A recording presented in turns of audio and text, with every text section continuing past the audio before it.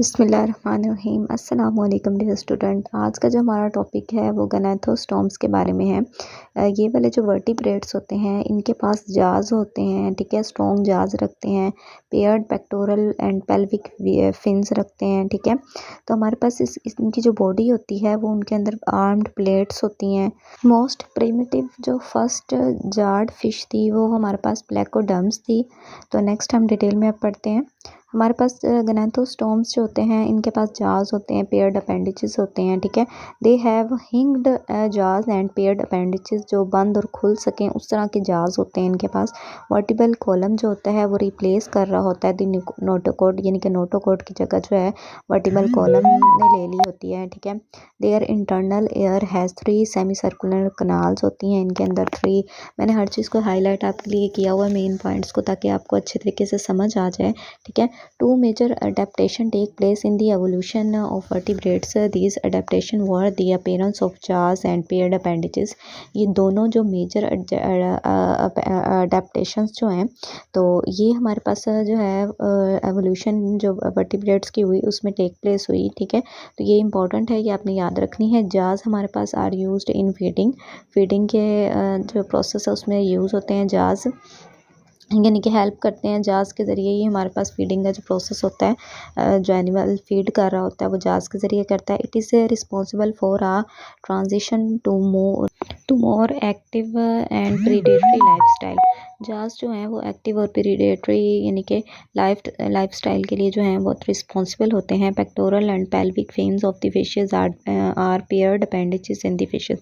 Basically क्या होता है कि इनके अंदर फिन्स प्रेजेंट है। हमने इसकी डायग्राम में भी देखा था, इसकी पिक्चर में देखा था कि पेक्टोरल और पेल्विक फिन्स जो होते हैं फिशेस के वो इन फिशेस में प्रेजेंट होते हैं, पेयर्ड अपेंडिचेस कहलाते हैं, ठीक है। Pectoral fins are present just behind the head and pelvic fins are located ventrally and posteriorly. Both paired fins are used for steering mechanism. It increases the agility in fishes.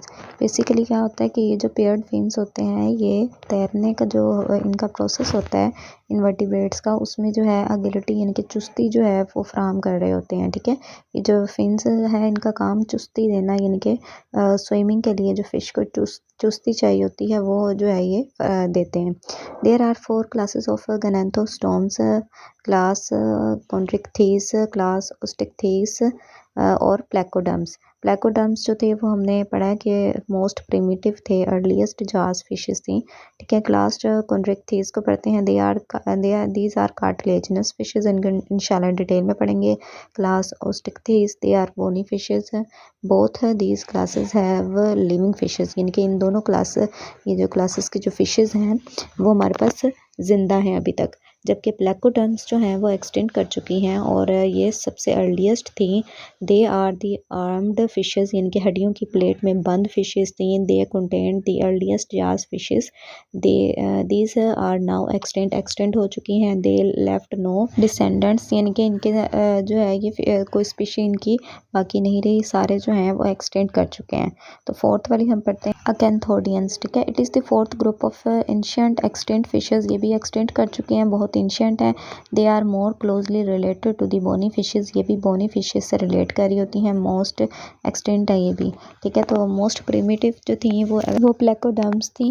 तो ये था हमारा introduction of गैनाथोस्टोम्स। तो इंशाल्लाह next हम detail में इनके classes को भी पढ़ते हैं। तो ये पिक्चर्स शेयर की हुई हैं, इंशाल्लाह नेक्स्ट वीडियोस के साथ मिलते हैं। चैनल को सब्सक्राइब ज़रूर कर दें ताकि आपको इन्फॉर्मेटिव वीडियोस जो हैं वो इनकी क्लास